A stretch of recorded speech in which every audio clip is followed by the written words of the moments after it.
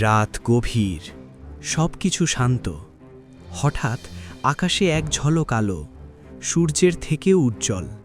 1 second, 2 second, তারপর পুরো শহর অদৃশ্য। বছরের পর বছর ধরে আমেরিকা ও ইরানের সম্পর্ক শুধু খারাপ হয়নি, ধীরে ধীরে বিপজ্জনক হয়ে উঠেছে। একদিকে ইরান তার শক্তি বাড়াচ্ছে, অন্যদিকে আমেরিকা বারবার সতর্ক করছে, আর এক ধাপ এগোলে ফল ভালো হবে না। এই চাপ, এই ভয় একদিন বিস্ফোরণে পরিণত হতে পারে। একটা গোপন রিপোর্ট আসে, ইরান খুব কাছাকাছি, তারা বড় কিছু করতে যাচ্ছে। সিদ্ধান্ত নিতে হবে এখনই।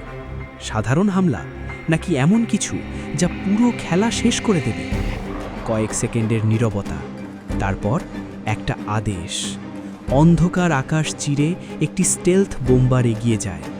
কেউ দেখে না, কেউ বুঝতে পারে না। টার্গেট লক, একটি বোতাম চাপা হয়, মিসাইল নিচে নামতে শুরু করে। নীরব কিন্তু ভয়ঙ্কর। হঠাৎ একটা আলো, তারপর বিস্ফোরণ। মুহূর্তের মধ্যে ভবন উড়ে যায়, রাস্তা গলে যায়, মানুষ ছায়া হয়ে দেয়ালে লেগে থাকে।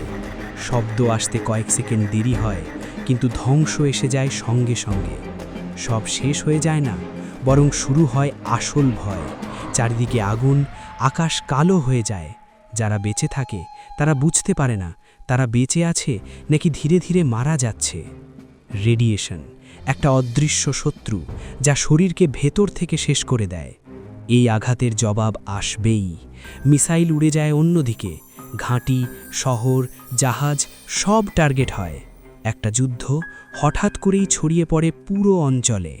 যুদ্ধ থামে না, বরং আরও দেশ জড়িয়ে পড়ে।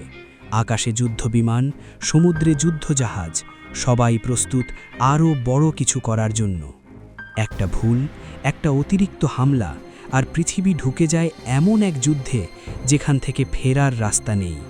একটা পারমাণবিক হামলা মানে শুধু একটা শহর ধ্বংস না, এটা পুরো পৃথিবীর ভারসাম্য ভেঙে দেয়। অর্থনীতি ধসে পড়ে, খাবারের সংকট শুরু হয়, মানুষ আতঙ্কে বাঁচতে ভুলে যায়। সব কিছু শুরু হয়েছিল একটা সিদ্ধান্ত থেকে, একটা বোতাম চাপা থেকে। আজও সেই বোতাম আছে কারো আঙুলের নিচে। প্রশ্নটা একটাই, সেই বোতামটা কি কখনো চাপা হবে?